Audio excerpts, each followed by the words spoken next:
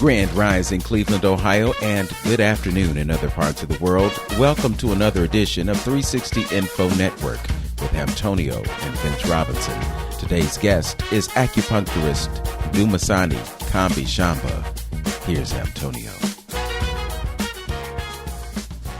We came to the Professor Small's lecture. They gave us a donation, and with that donation, we was able to complete all the programs that we did in June, and also, give us a lead into next year. So next year we're gonna get out there and we're gonna go after some of the dollars that are out there to try to make this thing even better, and bring the parade back, and really try to represent ourselves as African Americans the way we should in this city, being the majority population.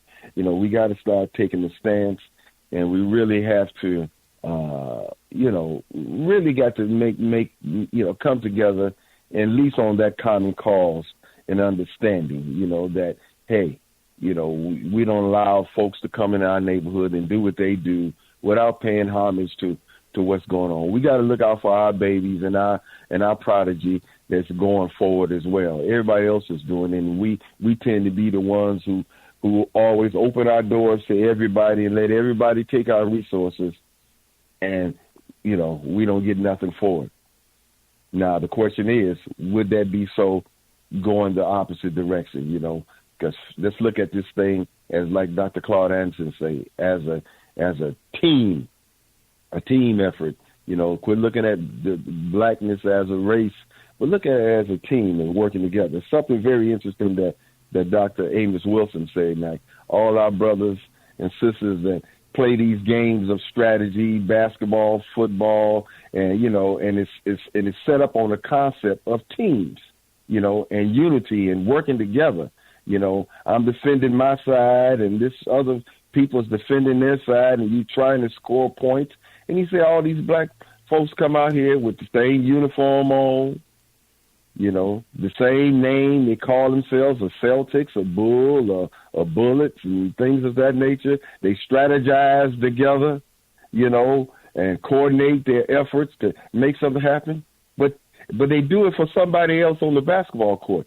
They don't come out in the communities and do it as for a race of people. They don't use that same strategy in coming in together. I thought it was a profound analogy on how we are really missing the boat and not really understanding what's going on around us. So it's an interesting piece. So again, we need to be better at that. And that's something that our leaders has been talking about for ages, of trying to get us on the one page, but it's all about a struggle for our consciousness. And that's why I love Dr. Amos Wilson so much, that he's talk about, and he stress our consciousness, what we're thinking. And it has to be that, for the people in Africa and things of that nature, be sitting on a gold mine, but yet be poor, or underprivileged in certain, and underserved in certain areas. It's a battle of consciousness, along with some manipulation that has been going on in Europe forever, but, things are changing. We could just sit still and watch some of the things that is changing. Black folks at this point just have to survive. The graphics is changing right in our face, and we just have to survive this turbulent and these trying times right now, as Dr. Willard could say. Just survive, because the numbers are changing. Yes. Seems like I heard something in the background. Brother Vince, you with us now? Yes, yeah. And I just wanted to drop this in there. I think we need to survive, but I think we also need to change the narrative from one of survival to one of thriving. When you talk about competition, it seems like we're in a race and we always come in last. But the irony there is that it seems that we are the ones who are best equipped to come in first. So absolutely, and that's why it's psychological, because you got the equipment and you're not using it, right? So that's why it's a power play for our consciousness, So and what we have to understand, all of it ties in. We talk heavily a lot about a diet and health and spirituality and the mental. All of that plays a role into your performance. So we got to constantly reiterate that And so we can understand that we have to to heal the man, like John Butler always used to say, to heal the person. We got to heal the mental and spiritual as well as the physical, and to get total holistic healing. Yes. You used another word, and that was consciousness. And I think it's really important for us to fully understand the implications of consciousness, because what we're navigating right now is a place of not being conscious. And we have to elevate ourselves into a consciousness, because when you fully understand the meaning of consciousness, then you can understand what that energy is, or that entity is that created everything. That's what consciousness is. And when you elevate yourself into that consciousness and you become that consciousness, then you exist as a creator. Absolutely. Yes. And I think, like I said, so much understanding comes into play when we really understand what and who we are. You know what I mean? Because when you understand the what we are, that opens up so many doors of understanding when you start talking about, hopefully, some of the things that we're going to talk about today about inner genetics. This is one of the topics that Dumisani is going to talk about today, and understanding this whole thing in connection to nature, that just brings about a whole nother of consciousness, level of consciousness from what you're talking about. And just, so you then tend to move daily in another type of way and with another type of understanding. And, it's really profound when you get to it. And the sad part about it is that a person can live that total life of 70, 80, 90 years and never get it. And that's the shamefulness of it, and the crisis about that is that you can live that whole span of life and not even understand. Mm-hmm. Okay. Do we have Brother Dumisani with us yet? I don't know much. Can you hear me? Oh, yes, we do. Yeah. Oh, he is on. Okay. Okay. All right. All right. We didn't hear. Okay. All right. I've been listening to the conversation. Oh. Can you hear me clearly? Yes, we hear you clearly. Yes. So now that Good. now that we know that you're on board, if I could, I'd like to give you a proper introduction. He is Dumisani Kambi-Shamba, and he earned his MS in Oriental Medicine from Pacific College of Oriental Medicine, NYC. He's a former board member and current member of the New York Acupuncture Society, the National Commission on Certification of Acupuncture and Oriental Medicine, American Traditional Medicine Society, and the New York State Acupuncture Committee. He holds licenses in Ohio and Connecticut, as well as in Swaziland and South Africa. And I will testify that I actually had an acupuncture treatment, my first and only acupuncture treatment, as a matter of fact. It was at a holistic practice that our friend Dr. James Brown had over there on Chagrin in Beechwood. So without any further ado, we'd like to welcome to 360 Info Network Dumisani Kambi-Shamba. Welcome, brother. Welcome. It's just a pleasure to be here, and I'm glad you men are still active on the airwaves, keeping this knowledge flowing between you and the community is very important, especially in these times. Our survival is at stake like no other time probably in the history of our life here.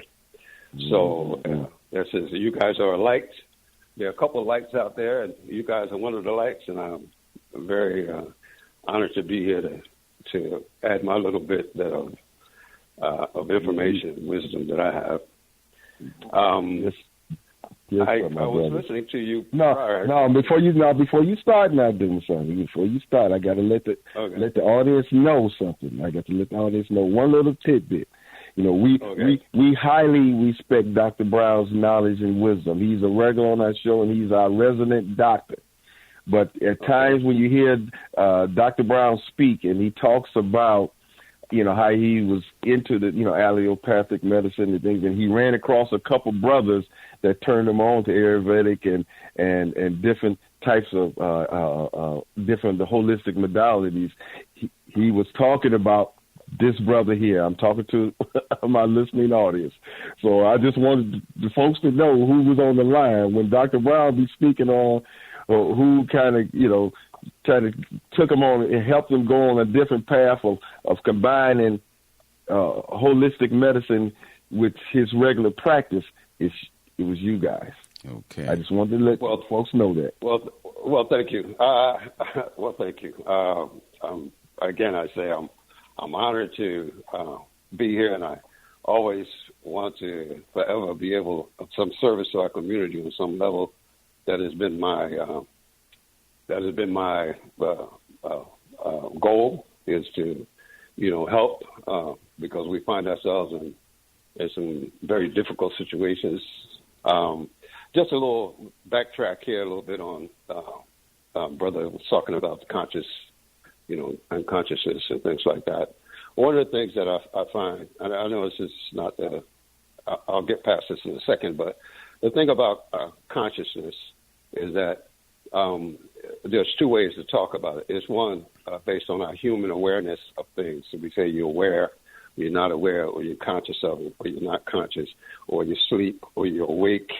So that's one level of when we talk about consciousness. But there's another level, and the brother spoke about it as well. What we do in English language, we throw everything together. But consciousness is the intelligence that pervades everything that exists. So when he's talking about consciousness, he's talking about all the intelligence that exists in everything. And so the idea is that a plant has an intelligence, a rock has an intelligence, animals have an intelligence. Everything has an intelligence. This consciousness pervades everything. And part of the situation is that how far that intelligence will depend on the receptor or the receiver. So if an animal can only go to a certain level in terms of their consciousness. Plants can only go to a certain level in their consciousness. Humans, because we made in the likeness of the Creator, as we say, our ability to intuit and to participate in that high consciousness is available to us, but often we discount that because we don't know, like you were saying, what we have. Who are we? What are we? You know what I mean? Yes. And the question now becomes. Go ahead. Go ahead. So the question becomes, what are you, and who are you? So what I've been investigating most of my life is that I've always asked my question, what are we? And so, when you start off in the educational system in the West, they give you a whole lot of ideas of what you are. Okay. One of the things they talk about is in the Western system is they talk about biology, which is a very physical thing. So they named their approach to healing called biomedicine. So they basically focus on the intelligence that resides in the biological aspect of your being, and leaving out all of the other aspects of what you are. So you end up with a medicine that is short-sighted because it only touches one level of your being, which is the biology. And so they call it biomedicine. And biomedicine, of course, is based on biochemistry. So, when you went to school, you had biology, you had chemistry, and then they have, organic chemistry and, all these other types of chemistry. And so the part of the understanding of that chemistry, on a deeper level, there's these elements that are made of atoms, and atoms have these neutrons, protons, and electrons, and these electrons contain photons, which is light. And so every cell in your body have these atoms that make up the molecules and the chemistry of your body. So at the core of your being, you are light, meaning you are intelligence. But they don't make that connection when it comes to the biology. They talk about it in chemistry. It's a big discussion point, but they can't put it together with humans and how we behave or how we need to function. So in the East, they've been able to take that knowledge that you have a light inside of you. And they call, in the East, where the medicine that I practice is called the Chinese medicine, which is a misnomer. Actually, it's Qi medicine. They don't call medicine in the United States American medicine or English medicine or German medicine or French medicine or Spanish medicine or Russian medicine. They call it biomedicine. And so in Asia, likewise, the idea of the life force is around this concept called chi. And in these various different countries, like in Tibet, Mongolia, Japan, Korea, Vietnam, Laos, and all these countries in the Far East, as we call it, they deal with this thing called chi. And every country out there talks about, their traditional system of understanding the universe is based on this life force called chi. So I call this medicine chi medicine. And this is an understanding of what's going on with your life force. And this is how they put this together. In India, they have a medicine called Ayurvedic medicine. And that really is, I call it prana medicine, because prana is the life force, and that's what they're trying to manipulate to make you better or do a diagnosis of your pathologies is based on this prana and how the prana is functioning inside your body. And likewise, in Chinese, the whole idea of chi medicine is they're trying to figure out what is going on inside your body in terms of the chi. The chi prana is just a term that talks about your vitality, your life force. And in ancient Egypt, they had the same idea where they had the concept of chi, or life force, or Ra. And kind of, if you really kind of look at the East, you study the East, then when you look back at Africa and some of the ancient civilizations, I mean, it gives you a great insight into the way our ancient ancestors, understood the world. And so it's very instrumental for us as a people to get a different view on Africa, because the West will never understand Africa. They have no way to understand Africa. They're so separated and alienated from nature that they don't even understand when they talk about Africa. They still bring in that point of view, and they're looking at Africa and doesn't see the holistic or the wisdom of Africa. And so we end up with this what you would consider to be a truncated view of the enormity and immense wisdom of Africa. I lived in places in Africa where people had been living for 200,000-300,000 years, but the land was still pristine. The animals were still running around. You couldn't even tell if somebody had lived there before. Why? It's because of the way the people build their houses. They build their houses that are biodegradable, and it falls right back into the natural rhythm of life. And that's the way they build things. The way they handle land management was completely different than the European land management. And so at the time the Europeans came, because of their short-sightedness and their misunderstanding of what was happening in Africa, they came away with this idea that they were inferior beings. And that was based on just a very physical way of looking at things. If you can't see it, then it doesn't exist. And unfortunately, that has been the driving force that's been around the globe, has impacted all of these, indigenous first world cultures. They come in and they start, looking at these cultures and looking at the people and making these value judgments based on what they see and based on their ideas. And this is one of the things that we infected with. And we could talk about this all day.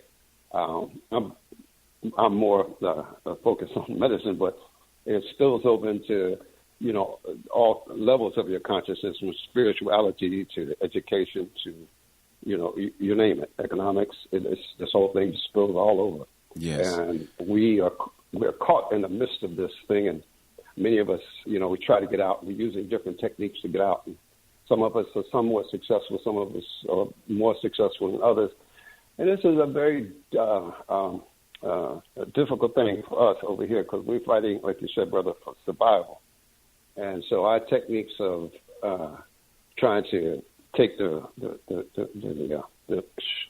foot off our neck, in that case, often you're not looking for trying to use a whole lot of wisdom. You just want somebody to get off your neck because they're stepping on your neck. And that's a survival mechanism. Yes. But, in other times of history, we lived a life of, of luxury. In ancient Egypt, we see the life of luxury. Those our ancient ancestors developed a state and a culture that was last 70,000 years. That's 7,000 years. That's a conservative estimate of the longevity of ancient Egypt. Some people say it was 20, 30,000 years of Egyptian culture, if you include what they call the Nubian Sudan, culture which stretched all the way to the Atlantic Ocean, all of North Africa. It was a Garden of Eden. That whole desert now, the Sahara, was a Garden of Eden, and there was rivers flowing through there. All the evidence points to that area was inhabited, and it was. If you want to say the garden, the original Garden of Eden, I would say that's what it was. And a lot of the people in Africa, of course, Africans have been migrating up and down the continent for many millions of years. And, we often get the European concept of what it means to be African. And it starts based on, evolutionary biology, which is, how we survive in a geographical location. So one of the things that come up is that when I lived in Southern Africa, I came with an African-American point of view about what Africa should look like. I thought I was a progressive, so I had a progressive point of view, which was the wrong point of view. And I'm looking at these very yellow and red people in South Africa, and I couldn't put that together in my mind that these people are light yellow and light reddish color, but they're African features, African hair, features. And it was hard for me to put it together because I was like, whoa, what is this? Where does this come from? And, after some study, I began to realize that the original people, and they say that in South Africa, Southern Africa, specifically near Cape Town, that's where, and in that area is the oldest remnants of humans have been found. And so ideally, these people, they call them the Khoisan, or some people call them Bushmen. You could see that they, from there, because of evolutionary biology, their skins will respond to the sun. You're far away from the equator, so there's no need for melanin to come to the surface of your skin if you live close to the equator. So, we think that Africans should be black, and the original African is black, and that's not so. It's Africans have different variations of skin color based on their evolutionary biology and where they live. So, and we can see that now very clearly that the Africans have populated the whole world, so they have different hair textures, different skin colors. We don't call them Africans. We call them, we might call them Swedes, we might call them Englishmen, we might call them, Frenchmen, Indians or Chinese, but, they're all Africans. They came from the continent, and their bodies and their evolutionary biology was to adapt to wherever they happen to live at. And so when you start talking about Africans, we are all Africans. Everybody here on the planet is Africans. Without Africa, there will be no planet. There will be no people here. Yes. So that's just an aside. Go ahead. Okay. We actually need to take a break, so we're gonna go to our first break and hear from the African American Museum, and then we will return. You're listening to 360 Info Network on AM 1490 WERE. Your host is Hamtonio. I'm also your host, Vince Robinson, and our guest is Dumisani Kambi-Shamba. He is an acupuncturist based in New York, but he's licensed to practice here in Ohio, and so hopefully maybe he'll come to Ohio soon and you can get your treatment. But at any rate, we'll be back with more 360 Info Network right here on AM 1490 after this.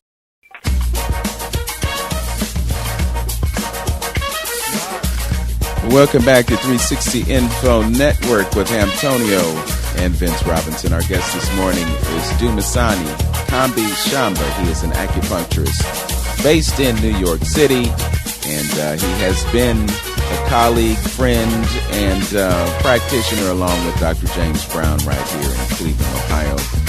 We're talking about history this morning in addition to its relevance to Chinese medicine as has been defined by Brother Dumisani. So much to learn on this. We've also talked about consciousness and intelligence. It's funny, a couple of things. One, I was talking with Dr. Adetokunbo Barishade yesterday, and she was talking about man being on the planet for 140,000 years. When she's talking about the lineage of Africa, Dumisani, you were talking about the earliest remnants of humans being there in the vicinity of South Africa. I think it's a really fascinating conversation in light of the fact that when we think about man, we only go back 6,000, maybe 7,000 years, at least some do. Also, I was just thinking about Darwin's theory of evolution, because you hear the theory of evolution, but you don't hear the full title of that book, and maybe we'll disclose it before the show ends. But it was really based on the insecurity of Europeans. And as you have told us, Brother Dumisani, you know, everybody's Africans, basically the Swedes, the Germans, all them folks, they Africans too. So, of course, they have our family members. We're one big family here. I mean, people want to talk about, you know, separation, and that's what I want to. That's the next point I want to get to here, if you don't mind. I just want to talk about. We started off talking about consciousness, this consciousness that exists in everything, right? That consciousness is what I've been keying in on in terms of my work, and the way that I look at it is that these medicines coming out of the East are energetic medicines, meaning that they're based on energy. And so this is the way people normally talk about it. But then I began to go a little deeper into it and start looking at what is this energy that we're talking about. And this energy is a hidden energy. So I call it INNERgetics. So this is the name of when I'm writing papers and, you know, and I do essays and so forth and talk. And I just talk about this concept of energetics. And this is that consciousness that exists in all of us, that intelligence that ensures that everything follows, you know, a intelligent plan.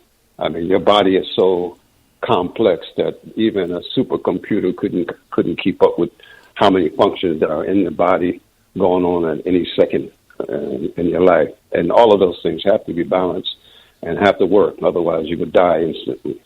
So our bodies are a marvel of intelligence and energy. And so I coined this term energetics to discuss what's going on in our body, not just on the physical level, but, you know, when we talk about intelligence or consciousness, every cell has a plan.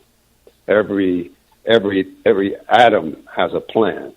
Every substance has a plan. There's an organized substance. There's the way it should shape, the way it should look, the way it should function. And that's what I call inner intelligence. Like in chemistry, on the atomic level, on the outer ring, they have these electrons. And it depends on the number of electrons on the outer ring. Just bear with me for a minute for those who don't know what I'm talking about. Maybe you want to Google a little bit.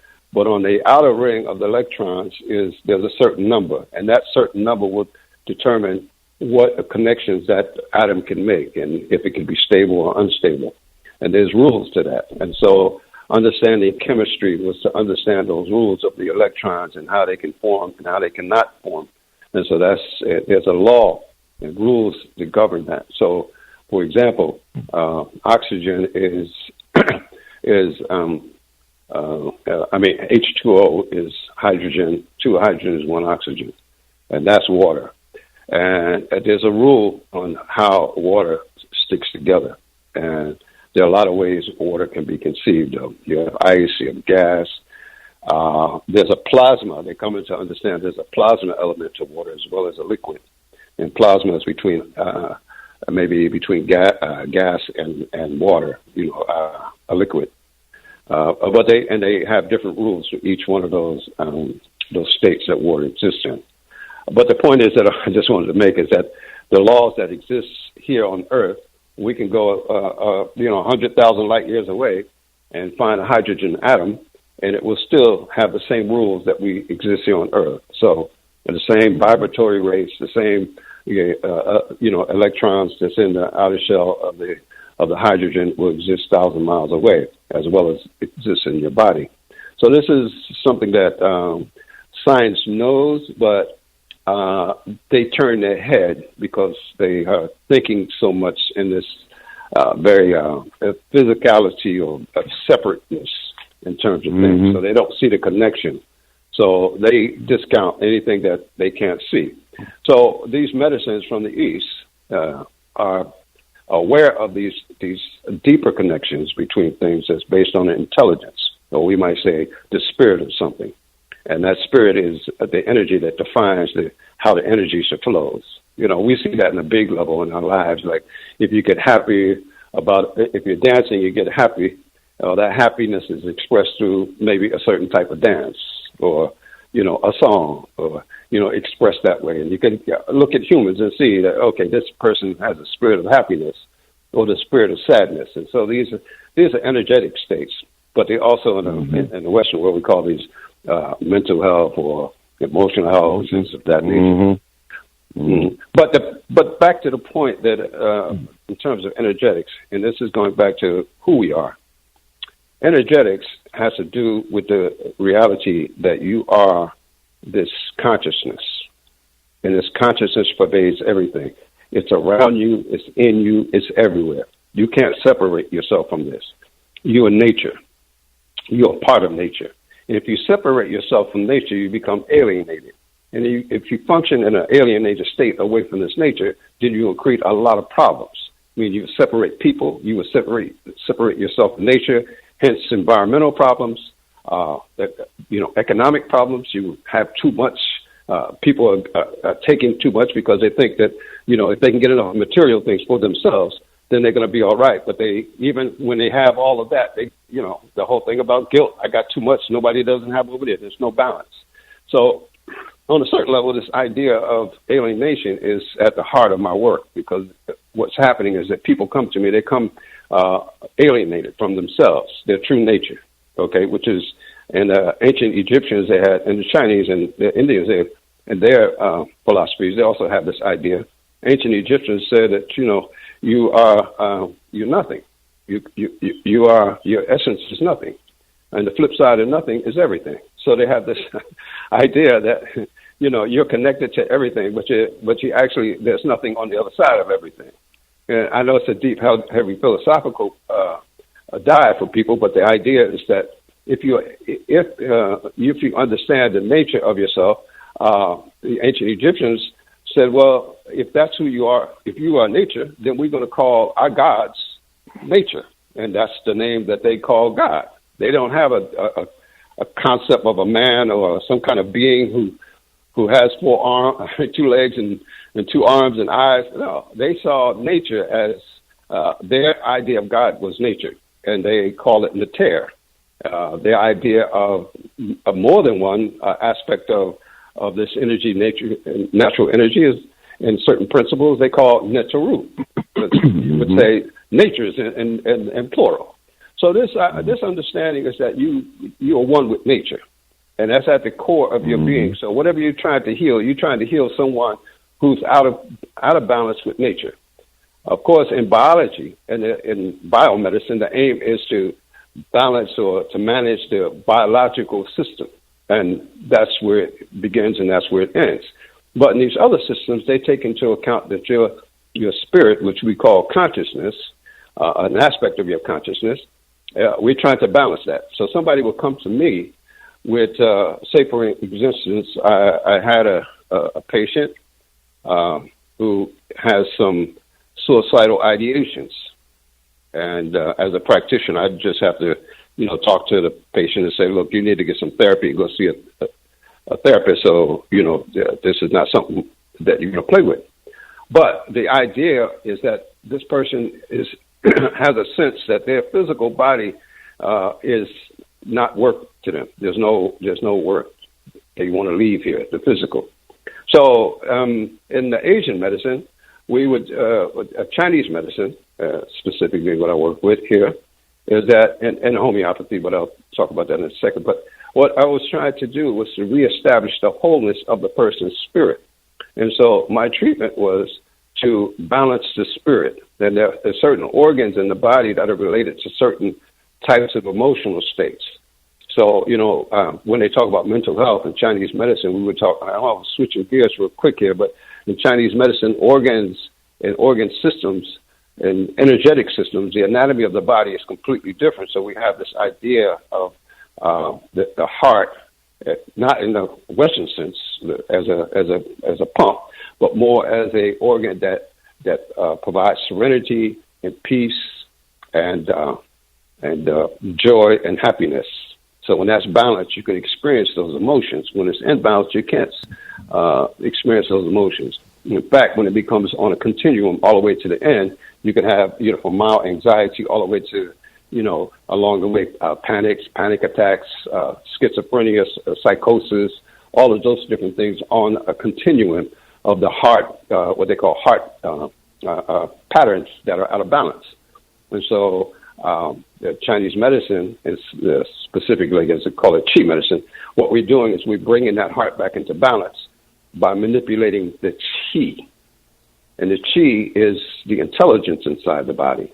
So we manipulate the intelligence inside the body to bring those energies that are out of balance back into balance. And that's the focus. And these energies that I'm working with are not biological energies. They exist within a biological substrate, which is the body, but you are these energies, like I said, they have different levels. So you have the physical, you have the psychic, you have the emotional, you have the mental, and you have the spiritual. All these various bodies that exist within you, and you can see them. You can't. I mean, you can see the expression of them. You may not be able to see those different aspects of yourself, but you can see the physical body, but you can feel the effects of all those other different forces that are working in you. So the idea is that my work is to tap into those other bodies to bring them into balance, and that's where Western medicine, they end there at the physical. So and I'm not opposed to physical biological medicine. Don't get me wrong. I'm not. These are tools, and the tools have a place. I mean, if part of the thing is if I need to know something and the person needs to get an MRI so we can see what's going on, fine, get it. X-ray, get it. A PET scan, get it.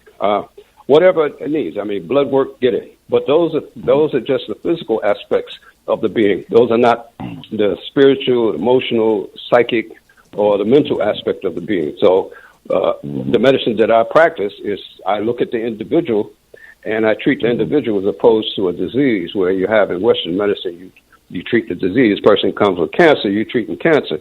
Now they're getting a little bit more sophisticated now in terms of their treatment of cancer. They find that cancer is now a failure of the immune system. So they're suggesting people take immunotherapy. And so, the whole idea of the different systems in place is that some people have the audacity to say that, or the arrogance to say that their system is the only system, and that's the beginning and end of everything. And as a people, we live in a system where we feel that this doesn't answer the biomedicine doesn't answer our problems. So, and there's a lot of reasons for that. We can talk about the socioeconomic reasons, but on top of that, the main reason is that they're not looking at you in terms of from an energetic basis. So, when I first started my community, when I first started working this, and when I came back to the States from living overseas, I was dumped into Bed-Stuy, Brooklyn, and I was seeing all these people who had chronic disease. I mean, they would come to me, Doc, I got heart disease, I got high blood pressure, I got diabetes, I got cancer. I mean, that's the kind of stuff I was seeing on a daily basis. And the people come to see me because they felt that the Western doctors, only thing they want to offer them is maybe some chemotherapy and surgery, which has been around for 100 years. And of course, that's the go-to medicine. But now that's debunked, basically. That's anybody who has cancer should just go for a chemotherapy or cutting. As a main form of therapy is probably very short-sighted. And doctors even actually don't talk about it. Many of them who are oncologists, people of color, they don't offer those options. I even have, right now, I have a bunch of people in my practice who have cancer. I talk to them. I say, talk to your oncologist about other options. And they come back and say, oh, they did say that may be an option. but they don't offer that in the beginning. So anyway, back at the beginning when I started to do this work, I had to quickly come up to speed because my patients that I was dealing with were challenging, to say the least. So I had to start to figure out, well, what the hell is going on with these with our community, that these people are showing up with all these chronic diseases, and why they were having it. So as I began to investigate, I began to quickly realize that the stress levels of black and brown people were so high that this was, that was the main cause of the reason why they were coming down with disease. It didn't show up in the Western world until about in the late 90s. We started getting some inkling from Western medicine that there was something else involved. But before that, they were things like hypertension. They were saying black people had a salt retentive gene. So they had this idea that black people were hypertensive because of that gene in our body. Of course, they never found this gene, but that was a racialized theory. I mean, at the time when I was looking at that phenomena, I went to the WHO and I wanted to see in the world where were people having hypertension in the world. And what came up was that the Norwegians had the highest level of hypertension of all people on the planet. So I was like, wow, that's an interesting, a stat, a data point. Let me see what's happening here. So to come to, on a deeper level, what was happening, these people lived 6 months in darkness and 6 months in light. And that caused a whole lot of stress on their life, trying to live in that environment. And of course, their bodies were responding, so they had high levels of hypertension.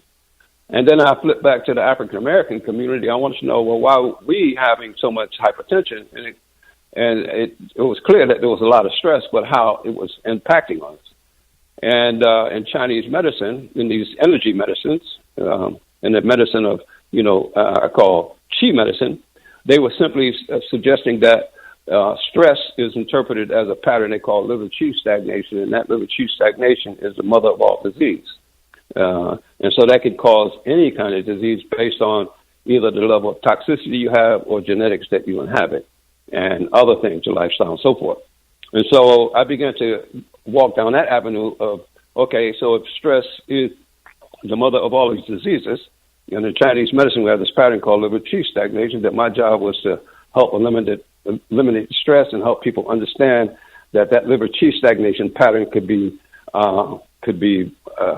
open. So so the treatment that I would usually give on any disease, barring some things like cancer, because you don't want to spread the cancer cells, so you don't want to move the Qi too much. But the idea was to help the person, respond, by being present. When you're stressed, you're not present. You live either in the past or in the future, right? Being present, the idea of being present makes you relax because you're there in the moment. Everything's working. But if you live in the future or the past, you're stressed. And so, black people, ever since we've been here, we've been under duress in the past. We have this, as some of us say, we have these genetic, embedded in our genetic is the trauma of the past, of slavery and discrimination and terrorism and all that stuff. So that's embedded in our genes. So I think it is a level of that in the genetic structure, but that can be easily overcome through the science of epigenetics. And if you want to explore that topic, that's something we can explore down the road. So what's happening here is that that is one factor, and the other factor is the person is under stress of economic stress and then social stress. So you have those factors that's always playing in our lives more so than any other group in this country. And so, yes, these people are under stress. And so if they have any problems, any predisposition or exposure to some things or bad food and so forth, which I call part of the exposure, then, these so-called diseases will develop. But these diseases are only a response to the imbalance in the person's spirit.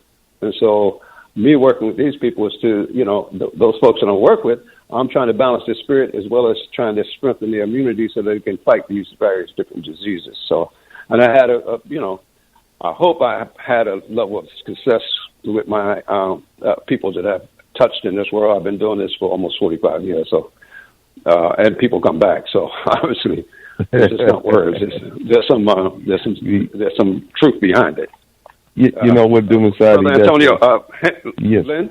Good. Yeah. Okay. Yeah. What'd you say? I was going to say that was an interesting concept on how you put all that together, and it really, I guess validates what I always used to say about a different approach by looking to the east on how to even view the body, how to attack it, and we're just coming upon that type of technology of understanding that how stress affects the body, and it's all about energy, and Chinese medicine works on opening up those energy paths.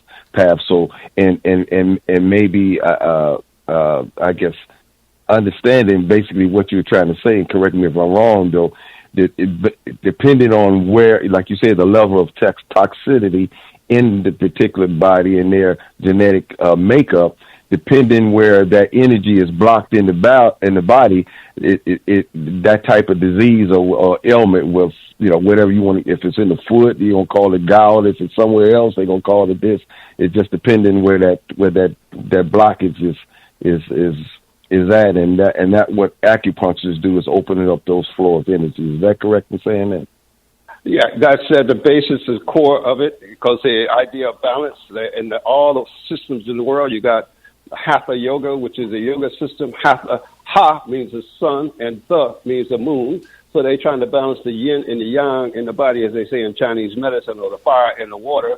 Or in Islam, they have the same concept. There's probably other parts that were not explored, but they have the idea of the star and the crescent, and that's really just the sun and the moon. But they don't say that.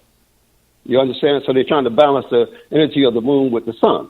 And the sun and moon energy in our body is one's fiery, one's watery. And so we're trying to balance those two major forces in our body to bring them into balance, and all the other forces can now fall into, balance behind that.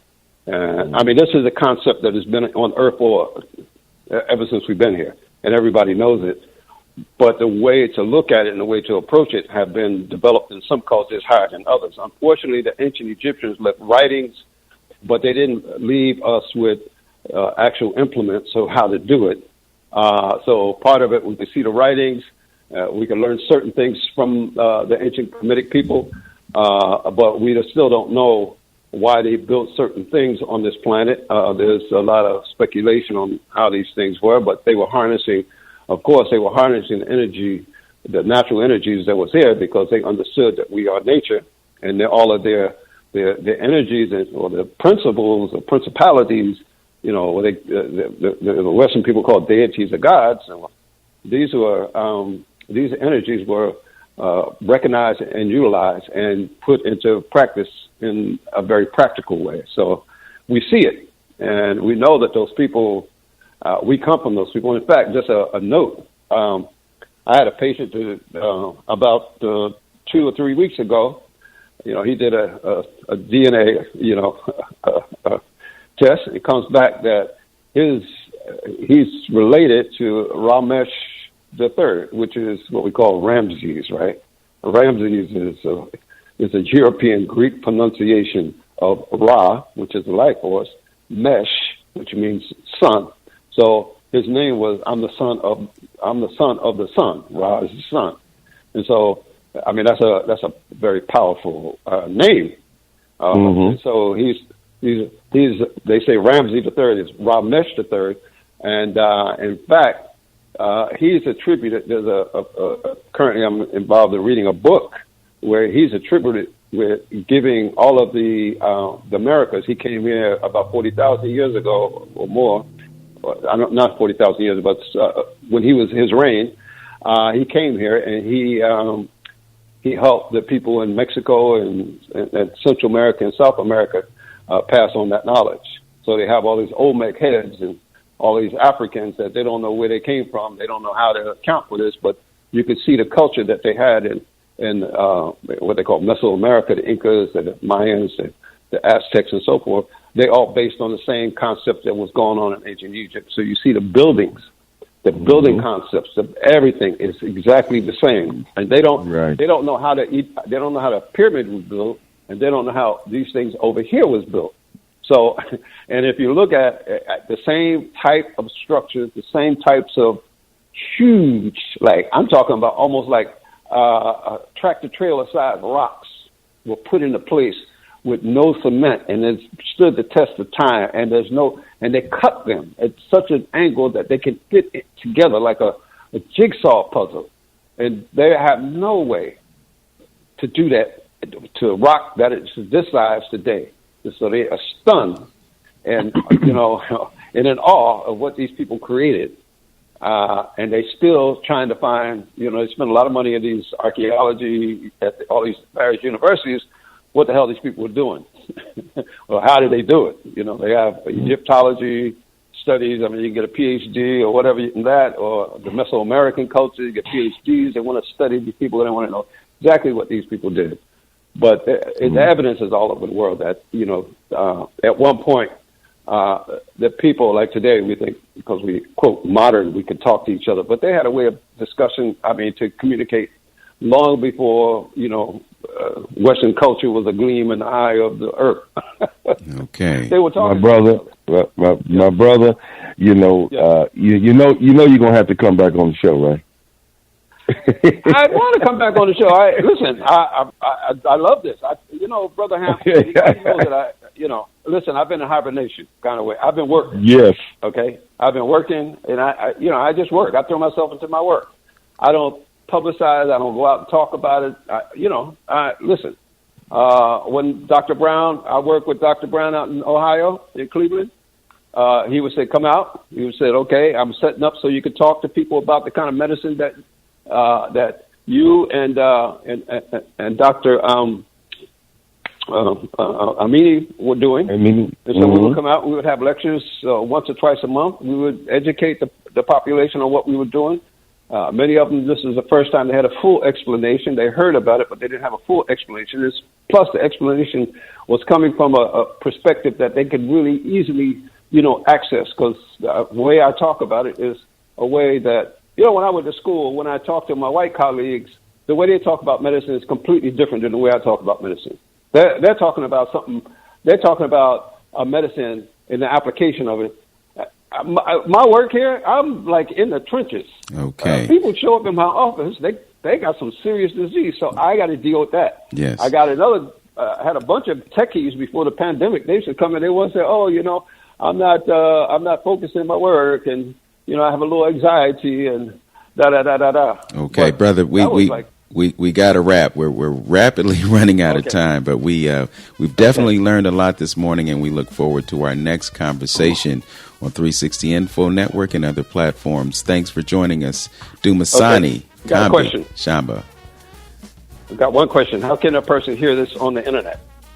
We are going to post as much as we can on my YouTube channel, and I'll connect with Brother Hamptonio and get your information, and we'll collaborate on that. I have more things to and just let people know that I'm available on virtual visits too. So during the pandemic, I had to do that. Thank you very much. All right. Thank you so much. All right, bro. Dumisani Kambi-Shamba. Thank you for listening today. Don't forget Larchmere Arts this evening, 7 o'clock, 12726 Larchmere Boulevard. We're going to do neo soul poetry with the jazz poets and our featured poet Vision.